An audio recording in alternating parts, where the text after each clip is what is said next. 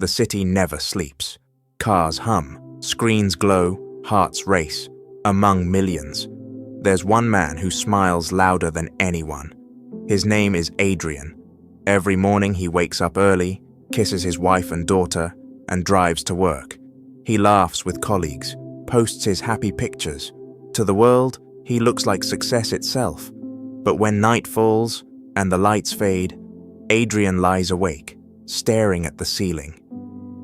He can't explain it, but inside he feels a deep emptiness, like standing in a crowded room and feeling completely alone. He scrolls through social media, seeing people smiling, traveling, loving, and whispers to himself, "Why can't I feel that anymore?" The next morning, he wakes up tired but forces a smile again, because that's what people do. They pretend. But the more he pretends, the heavier the silence becomes, until one day, it breaks him.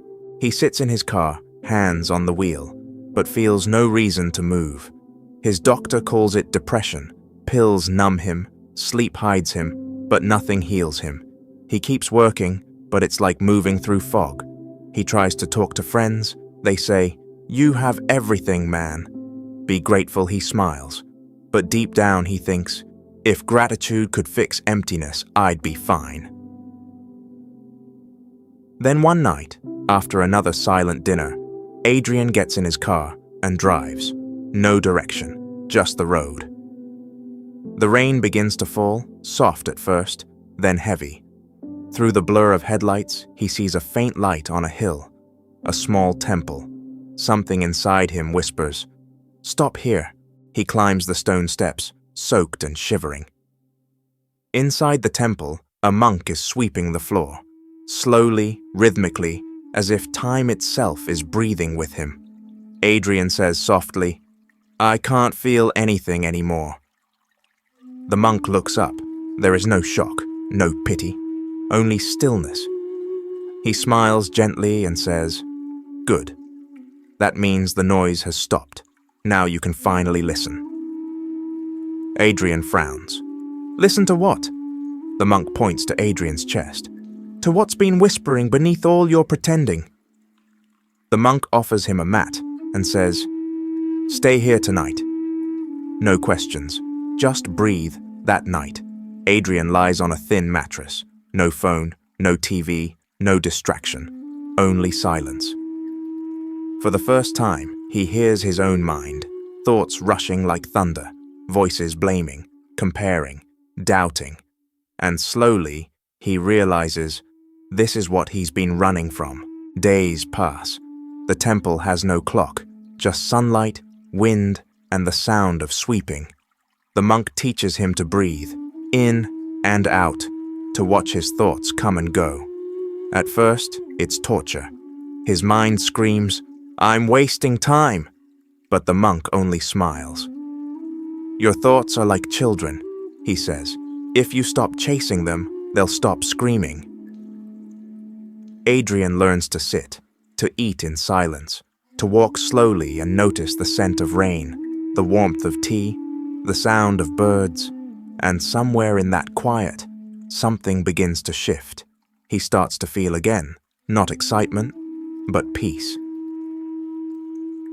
Then one morning, he asks the monk, "Why do I still feel a little empty?" The monk replies, "Because you still think peace means feeling full." But peace is the space that lets life move freely inside you. Adrian doesn't understand yet, but that night, he sleeps peacefully for the first time in years. One morning, the monk gives Adrian a bowl of water. "Look inside," he says. Adrian sees his reflection. Then the monk stirs the water. The reflection disappears.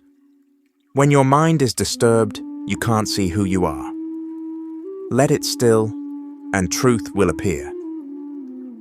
Adrian asks, "So what is the truth?" The monk smiles. That everything you've been chasing, love, success, recognition, was just a reflection in disturbed water. Adrian feels something break open in his chest. For the first time, he sees himself. Not the perfect image, not the successful man, but the being behind all that. He realizes he wasn't depressed because he lacked things. He was depressed because he was disconnected from himself. Weeks pass. Adrian wakes before dawn. He meditates, sweeps the yard, helps the monk prepare food. He begins to notice beauty in the smallest things: dew on leaves, the warmth of his breath. He asks the monk, "Why do I feel lighter now?" The monk replies, "Because you've stopped trying to be someone and started being." Before leaving, Adrian asks, "What should I do when I go back?" The monk says softly, "Don't search for peace in the world. Bring peace to the world. Live each moment as if it's the only one you have." Adrian bows, tears in his eyes. The monk adds, "Remember, the world doesn't need another successful man. It needs an awakened one." Adrian returns home. The same streets, same people, but everything looks different. He hugs his wife and daughter, not out of habit, but presence. He starts working again, but his company changes. He treats people with compassion, he listens, forgives, gives, and as months pass, something miraculous happens. His business begins to flourish, more than ever before. Reporters call him the mindful millionaire, but when asked for his secret, he just smiles and says, "I stopped chasing happiness and started understanding myself." He builds schools, funds mental health programs, and every year he visits the temple to sweep the same floor where his healing began. Years later, he sits by his window, sipping tea. The sun rises slowly. His daughter laughs in the garden. He closes his eyes and feels a quiet joy, the kind that doesn't depend on anything. The emptiness he once feared has become the space where peace lives. Because true freedom is not escaping the world, it's awakening within it. And now, when people see Adrian smile, it's no longer a mask. It's the reflection of a soul that finally came home,